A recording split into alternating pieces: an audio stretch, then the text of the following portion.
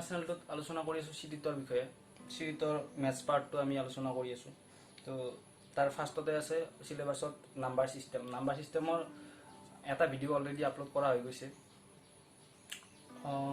সেইটো ভিডিঅ'ত আমি আলোচনা কৰিছিলোঁ কি হিন্দু আৰবিক ছিষ্টেম আৰু ইণ্টাৰনেশ্যনেল ছিষ্টেমত এটা সংখ্যা এটাক কেনেকৈ ৱাৰ্ডছত লিখিব পাৰি বা ফিগাৰত লিখিব পাৰি। তো সেইটো ভিডিঅ' যদি চোৱা নাই আপোনালোকে ডেছক্ৰিপশ্যনত লিংকটো দিয়া আছে, তাতে গৈ কিনে চাই ল'লে হ'ল। আজি আমি আলোচনা কৰিব গৈ আছোঁ face value and place value of A number, of A digit, of A digit.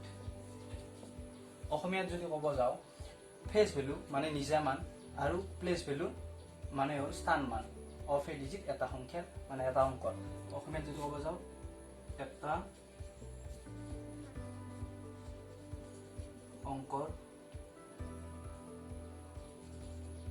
নিজা মান আৰু স্থান মান।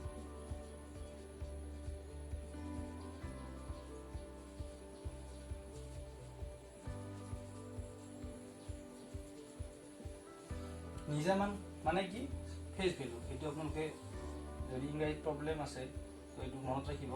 ফেচ ভেলু মানে আপোনাৰ নিজা মান আৰু প্লেচ ভেলু মানে স্থান মান। এইটো টপিকৰ ওপৰত এটা বা দুটা কুৱেশ্যন আহি যায় চিটেটত, মই দেখা পাইছোঁ পেপাৰত। এটা হ'লেও থাকেই ইয়াৰ ওপৰত কুৱেশ্যন। এতিয়া মই ক'ব গৈ আছোঁ নিজা মান কি বস্তু আৰু স্থান মান কি বস্তু।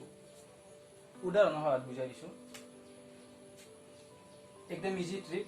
এটা মই নাম্বাৰ এটা লৈছোঁ 2596782 এইটো এটা মই নাম্বাৰ লৈছোঁ।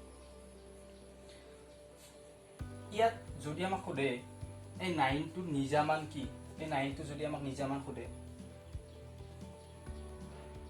এই 9টো নিজা মান মানে কি? নিজা মান মানে কি এটা সংখ্যা 9টোৰ নিজা মান সদায় সেই সংখ্যাটো নিজেই হয়। এটা অংক, এইটো 9টো এটা অংক আছে।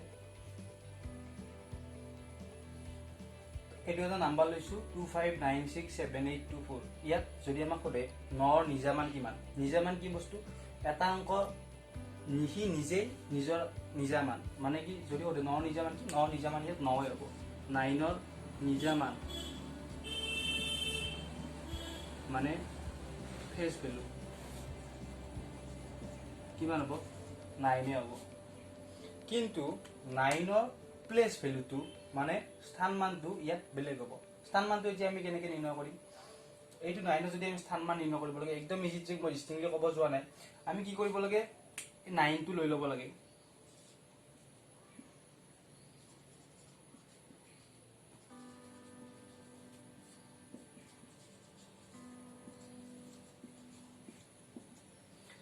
নাইন আছে, 9 লৈ ল'ম ফাৰ্ষ্ট। 9ৰ পিছত কিমানটা ডিজিট আছে সেইটো চাব লাগে। 9ৰ পিছত কিমানটা ডিজিট আছে?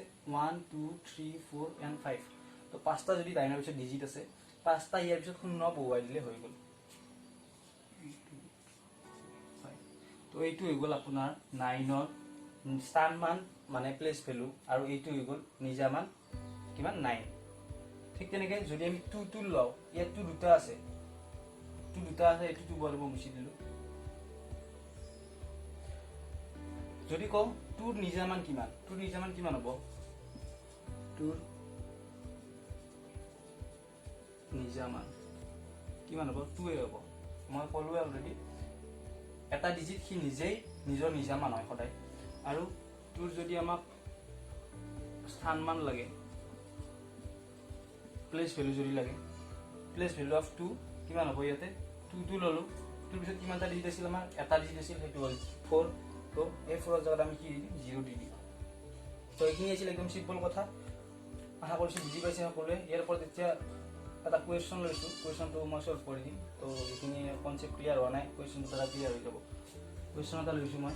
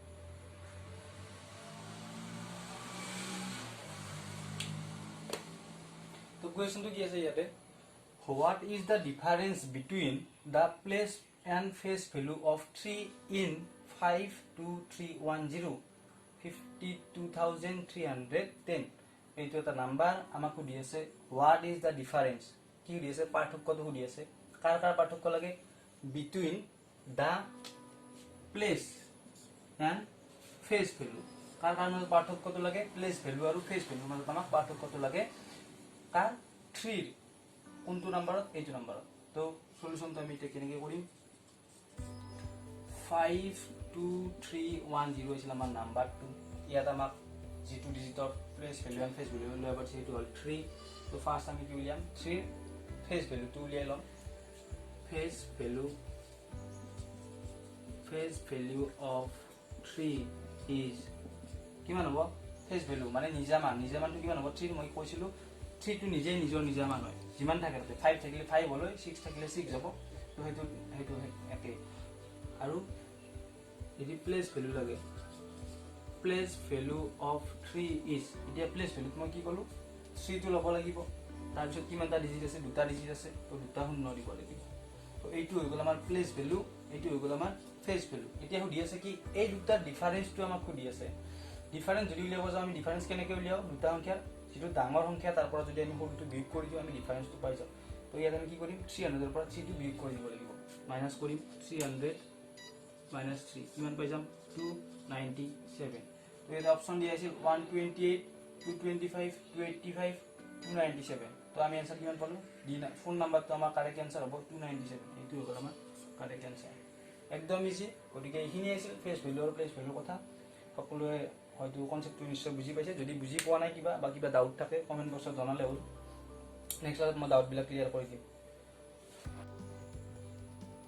আৰু এটা কোৱেশ্চন লৈছো মই এইটো সিটেট 2012 ত আহিছিল কোৱেশ্চনটো কি sum of place values of 6 in 63606 মানে 63606 তো আমাক ইয়াত কি লাগে sum মানে কি যোগফল লাগে কাৰ যোগফল লাগে প্লেস ভ্যালুজ মানে স্থান মান কাৰ স্থান মানৰ যোগফল লাগে 6 ৰ কোনটো 63606 আগৰটো কি আছিল আমাৰ আগৰটো ফেস ভ্যালু আছিল আৰু প্লেস ভ্যালু আছিল ইয়াত কিন্তু অকল প্লেস ভ্যালু দিছে কিয় দিছে 63606 ইয়াত কি আছে দুটা তিনিটা 6 আছে এটা দুটা তিনিটা 6 আছে তো তিনিটা 6 যদি আছে এই গোটেই কেইটা 6 ৰ আমি কি উলিয়াব লাগিব প্লেস ভ্যালু উলিয়াব লাগিব যদি চাৰিটা থাকিলে চাৰিটা ল'ব লাগিল ফাৰ্স্ট এইটো 6 ৰ প্লেস ভ্যালু কিমান হ'ব এইটো কিমান হ'ব 6 0 চাৰিটা ডিজিট আছে চাৰিটা শূন্য দিম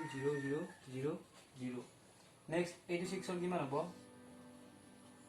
600 ক'ত পাতিম ইয়াত পাতিম 600 86 ৰ কিমান হ'ব অকল 6 হ'ব ইয়াৰ প্লেস ভ্যালু যিমান ফেস ভ্যালু সেই একে কাৰণ ইয়াৰ ফেস ভ্যালু 6 প্লেস ভ্যালু 6 এইটা যদি আমি এড কৰি দিও 60606 তো কোনটো নাম্বাৰ 1 নাম্বাৰ আছে 60606 তো এইটো হৈ গ'ল আমাৰ आंसर একদম সহজ 1 মাৰ্কস বা 2 মাৰ্কস আপোনালোকে ইজিলি পাই যাব তো এইখিনি চাই লব